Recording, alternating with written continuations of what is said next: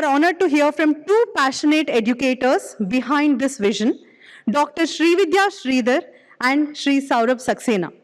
They don't see neurodiversity as a detour. They see it as original blueprint of learning. And through their work, they've shown us that individualized learning can be scalable, sustainable, and spiritually anchored. Their efforts remind us that inclusion isn't just a pedagogy, it's a promise that no child will be left behind, overlooked, or unheard. This initiative is a living proof that when classrooms shift from standardization to personalization, real transformation begins. The stage is yours, Dr. Srividya.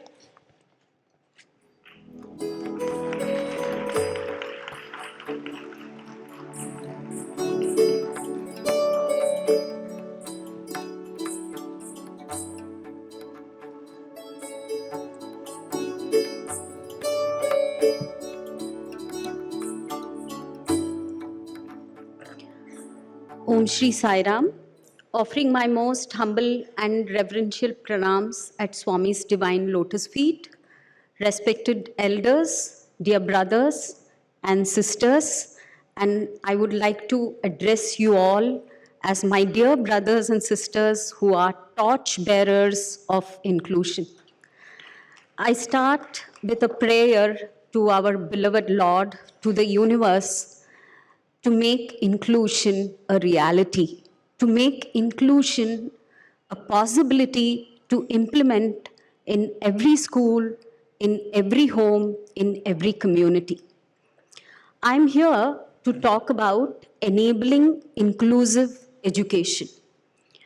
If we have to enable inclusive education, we have to ensure that we have inclusive ecosystems itself. Because it's not just about what we transact in the class, it's about what we build the entire ecosystem to be. If I were to give you a very short,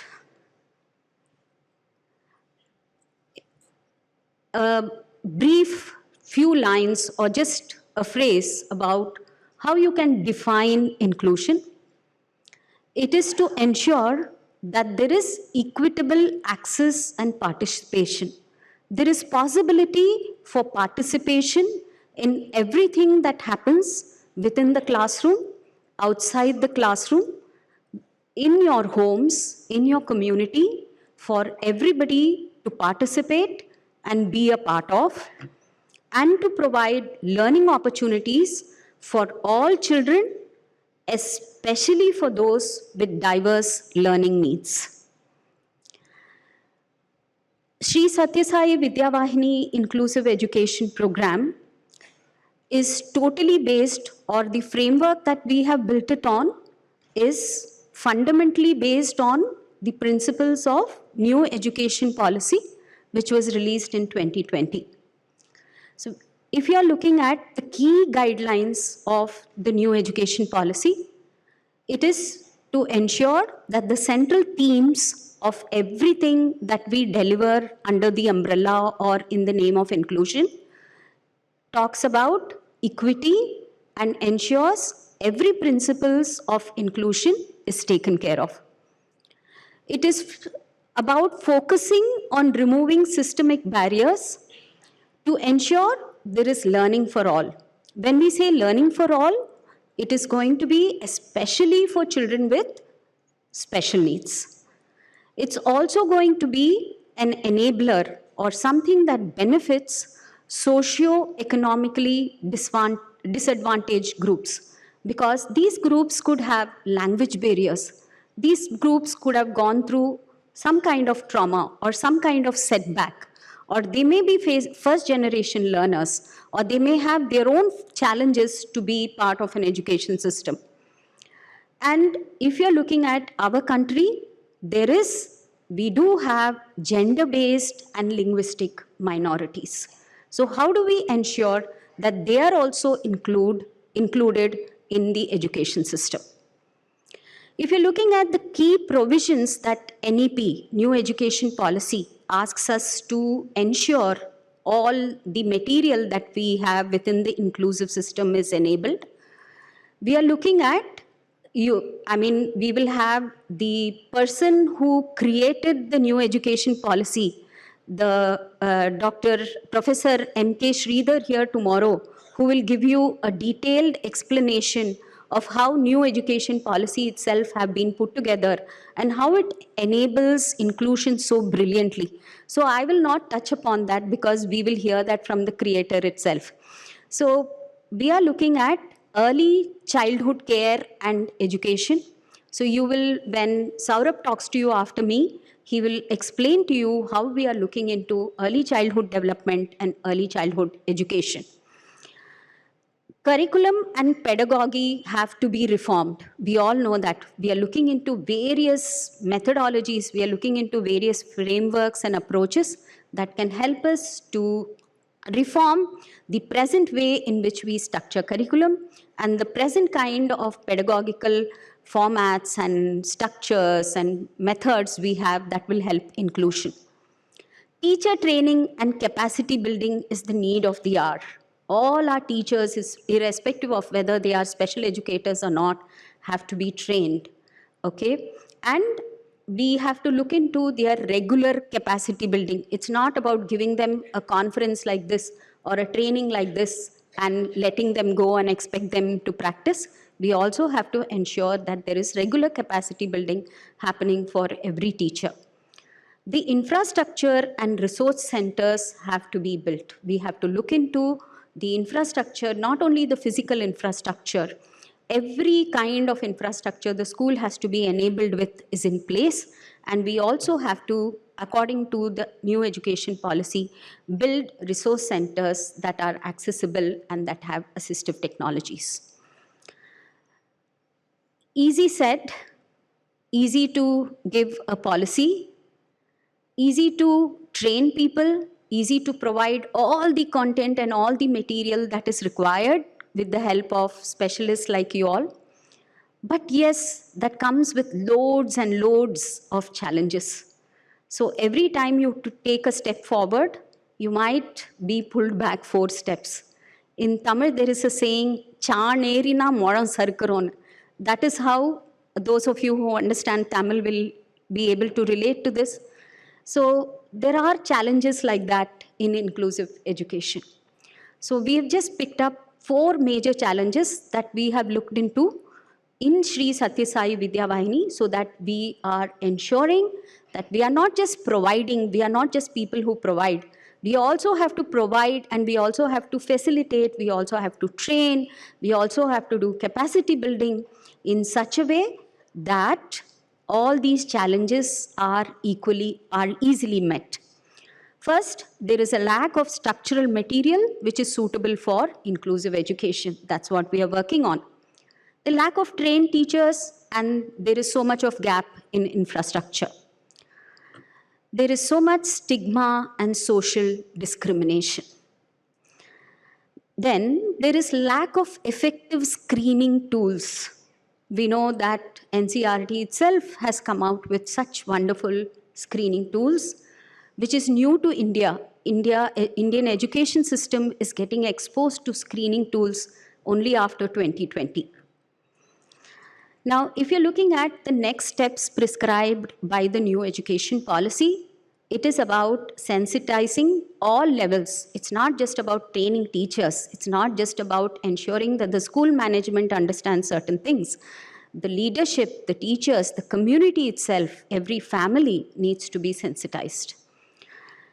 We are looking at initiatives and we are looking at providing material for all stakeholders. All of us are stakeholders. That's why in Vidya Vahini we say education for all by all. Education for all can never be achieved if it is not by all. We also need to look into incorporation of inclusive practices in school development plans. All schools have school development plans. The most basic or minimum thing that the school does every year before it starts an academic year is something called a timetable. The timetable itself has to be made inclusive. Then we have to look at differentiated assessment. Just like how Dr. Jean was talking yesterday, you have to give every child that moment to think, because somewhere we have developed a system where our education system revolves around evaluation. We feel that somebody who is educated has to be evaluated. If somebody learns something, the only way to stamp that learning is by evaluation and assessment. But how are we going to assess is also an important question we need to ask. So keeping all this in mind, now that I have gone through a few points of NEP 2020, you all will be able to relate that all this is in sync, or all this is in totally in relation with UN's Sustainable Development Goals. So if we are looking at what we are providing or what we are all working towards in Sri Sathya Sai Vidya Vahini Inclusive Education Program, this is the overview. I will not go through the details about this. We can always share this with everybody if you're interested in knowing what the plan, what Bhagwan's plan is for the entire nation. So I am going to briefly touch upon only the curriculum aspect of the inclusive education program, whereas Saurabh will take you through the rest of the verticals that enable inclusive education or inclusive ecosystem itself. So everything that we create and deliver, all the digital material, is based on universal design of learning. We are looking into learning styles. We are also ensuring that we take care of multisensory learning. So for early childhood education or for foundational education, we are looking at foundational literacy and foundational numeracy, which is totally in line with Nipun Bharat. Skills are very important. If you have to, understand a subject better, if you have to, become better in mathematics or science or languages, developing skills that enable you to learn these subjects are very, very important. So Vidya Vahini is giving equal importance to skill development by introducing arts and crafts and computer skills as mainstream subjects itself. We will also be working on environmental studies and mathematics for primary level. Why are we concentrating on early childhood education, foundation level, and primary level? I'm sure you all know the answers to this. We have to look into early intervention, and we have to start as early as we can. So if you look at what Vidya Vahini provides for curriculum, there is a proper full-fledged teacher resource document which gives all the details of what the teacher has to do for that particular classroom session. So we don't have it just for that lesson or that chapter or for that unit or module. It goes into the detail of what the teacher should do for every week and within every week for every session. That kind of detailing is provided. And all these teacher resource document is based on learning outcomes or developmental goals, depending upon which subject we are looking into. We clearly state the expected prior knowledge, because many times teachers start teaching a set of students that she has without testing their prior knowledge, without preparing them for what is to come. So we take care of pre-teaching critical and prerequisite concepts. Vocabulary and symbols, especially because this is an inclusive classroom, we ensure that there is a lot of pre-teaching of vocabulary and symbols that happens. Goal. You cannot have a singular goal for every student in your classroom because you have a diverse class. So we are telling the teachers way up front that you have to set your goal in 3 levels. A goal that you will achieve for all students in your classroom, for some students in your classroom, and for few students in your classroom. There has to be variation in rules and pace. You can't apply the same rule and the same pace to everybody in your class. There is a lot of work and lot of material being delivered to ensure that the teachers understand what kind of adapted strategies that she has to use to handle her inclusive classroom. If there's a visually impaired child in your class, what kind of adaptive strategies you need for that? For a child with learning disabilities, what you need to do. So if you look at our lesson plans, there'll be a lot of importance and a lot of material provided for adaptations and strategies. There has to be plenty of co-curricular connection, because when you teach art and craft, you can reinforce mathematics. When you teach environmental science, or when you are taking them for a sports session, you can reinforce environmental studies. So cross-curricular connection is very important. All teachers may not be creative enough to do it themselves, so we thought it is better to give them all the suggestions we can. Now, assets are the foundation on which every lesson plan, even in mainstream, is created for Vidya Vahini. So the same asset-based approach is used. So we have all the possible assets: stories, rhymes, activities, fun activities, inquisitive questions, everything that you can think of that goes into asset building to suit learning styles, to suit multiple intelligences, and ensure that our material is UDL. Media is created for every asset. Media in the form of audio, media in the form of demonstration videos, media in the form of animated videos, media in which ISL is enabled. So that is, media becomes an important support for the teacher to deliver in the classroom. And most importantly, all our material is linked to social narratives. Social stories is generally known by everybody, but since it is a patented terminology, we call it as social narratives. Saurabh will be talking to you about it, but every lesson of ours is connected to a social narrative that we feel is required for that particular session. There are various types of learning teaching materials that we create. There is a big list here. All these various kinds of learning LTMs is provided with each chapter or with each module, which is associated with the teacher resource document. Our website itself is made accessible. It has all the user way widgets that you need. So even people with special needs will be able to access our portal and pick up what they want.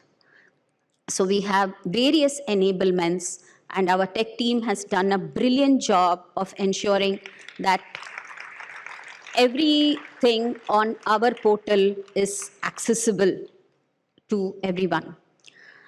Like I said, everything to do with education, I don't want to say in India, I have seen that it is there everywhere, boils down finally to evaluation. Classroom evaluation through homeworks, through unit tests, through exams, etc. So we have differentiated assessment. We ensure that we don't give only worksheets, we also have adapted worksheets. We have even created do-it-yourself videos for teachers to understand how to create their own adapted worksheets for various activities. Large font worksheets for people with low vision, and enlarged worksheets for those who are visually challenged, and even for those who have sensory issues to be able to have enlarged worksheets. Audio worksheets are available for those who need audio worksheets. And then there is provision of a response card for every worksheet. A child with disabilities often spends hours being taught how to interact with others. But why don't we spend time teaching those without disabilities how to interact with them? This is one question I think every day we have to ask ourselves and see, what can we do? I mean, what do I do better today? What kind of content can I create today? What kind of worksheet can I create today? Or how do I ensure that a new app is developed today so that this is enabled? So thinking that way, Vidya Vahini has looked into development of apps. Our Sri Sathya Sai Institute of Higher Learning is already helping us create 4 brilliant apps. For I think those apps may be even ready to go for patenting because they are very unique apps. I don't have the time to explain those apps today, but probably Brother Uday, who will speak to you later from the university, will touch upon it. Uh, we thought that if we are going to deliver material that is going to enable material for visually impaired people, we are going to give something in Braille, we are going to have ISL as part of everything that we give. Should we not be teaching foundational Braille and foundational ISL? Probably all of us sitting in this hall here should register for that course with Vidya. Vahini will deliver very soon, and all of us also should become Braille experts. And in fact, we should have a queue of people here waiting to sign along with Sushila. It is not enough if we just deliver material digitally. We also need to ensure that these children are given enough activities, something to do with their hands, something to explore, and create themselves. So we are developing a whole lot of do-it-yourself activity kits that are tailor-made for inclusion. Action research is something we have started. We want to publish a lot of papers, with God's grace, as many papers as we can, to ensure that the educators community, the researchers community, the people from the government are able to see how this will work in schools when we deliver. And of course, I don't have to tell you about the FIE, the Feuerstein's instrument enrichment. With God's grace and with Lalita ma'am's support, Onita ma'am's support, and of course with a lot of guidance from Dr. Jean, 14 of us from Vidya Vahini have already started getting trained in this approach. If I have to summarize all this, any words any of us say will not summarize this, but Swami had thought of this way back. I'm sure he must have thought of this yugas back, but we found a quotation from 1974 which says, "It's the duty of every person to see in society the expression of divinity and to use one's skills and effort to promote the welfare and prosperity of society. One must cultivate this expansive feeling, this inclusive thinking, and this intuitive vision." So the motto or the purpose with which Sri Sathya Sai Vidya Vahini Inclusive Education Project, the framework, everything about it is designed, is based on Swami's blessed words: expansive feeling, inclusive thinking, and intuitive vision.